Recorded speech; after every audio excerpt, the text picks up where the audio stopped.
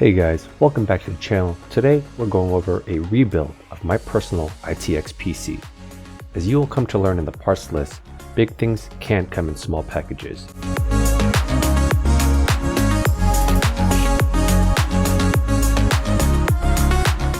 My primary use case for this is going to be gaming, video editing, and light coding. We're going to be building this PC inside the Master Cooler NR200. First off, starting with the Ryzen 9 5900X. This is a 12-core, 24-thread, multi-core, and single-core monster. It's going to give me great video editing capabilities, as well as allow me to stream my gaming sessions to my friends. As for the motherboard, I'm using the Asus ROG Strix B455i Gaming. When compared to other 450 ITX boards at that time, this was the only one that had two M.2 NVMe slots. And in preparation for the 5900X, I had to update the BIOS on the board.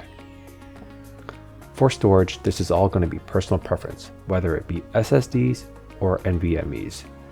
To house all my gaming and video files, I went with a 1TB Western Digital SN750 NVMe.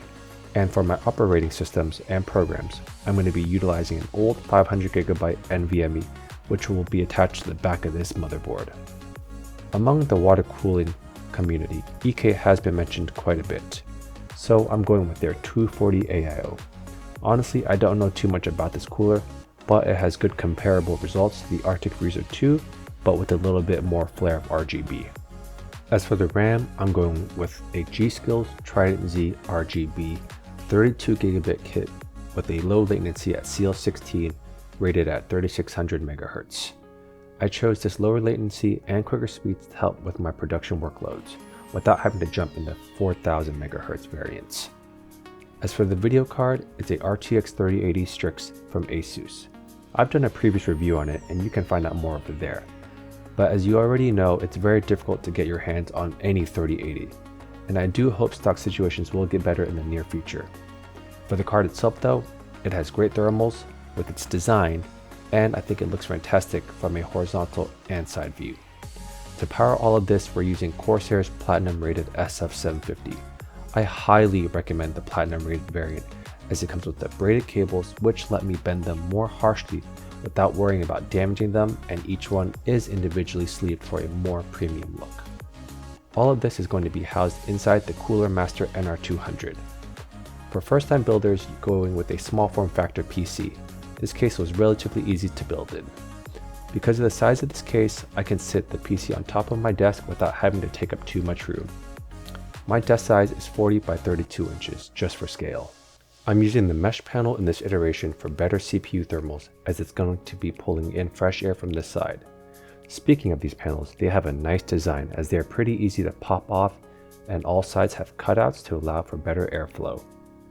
Now, onto the build for this monster machine.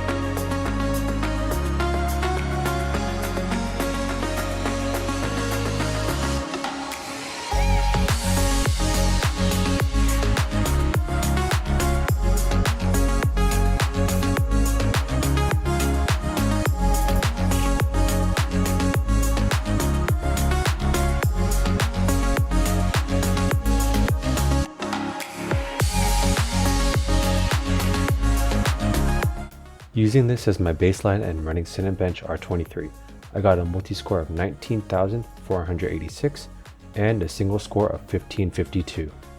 I'm not going to go over a GPU FPS benchmarking, as I did a video pretty recently with it linked here. However, with Cyberpunk 2077 as my main game, and utilizing my normal resolution of 1440p and their set default settings, I achieved a frame rate of high 60s to low 70s. And for both thermal temperatures for my CPU and GPU, they don't ever go above 65 degrees Celsius. Since taking apart this case a couple of times and rebuilding it, there are some pros and cons to the NR200. First off, the front panels. They're nicely tied together already, so you don't have to figure out which pins go where. However, there are no USB-C ports in the front, which is fine for me as my motherboard does not utilize them. As for the current ITX cases, this is a great value for beginners, as it's only $80 for the NR200 and $99 for the NR200P variant, which comes with a tempered glass panel and a PCIe riser cable to hold your card vertically. Hardware Canucks did a video regarding the booting or black screen issues, so I'd check it out on their channel if you're running into that issue. All in all, this is my current gaming and video editing station, as I've named Thanos, as it's very hard to collect the main components, and as well as once I got them all, I didn't know what to do with all that power. In the future, I'll be going over additional benchmarks and tinkering with this build. I also plan on looking into getting an open test bench too. If you've enjoyed this video, hit that like button below, as well as subscribe for upcoming content. I hope you have a good one. I'll see you guys next time. Peace.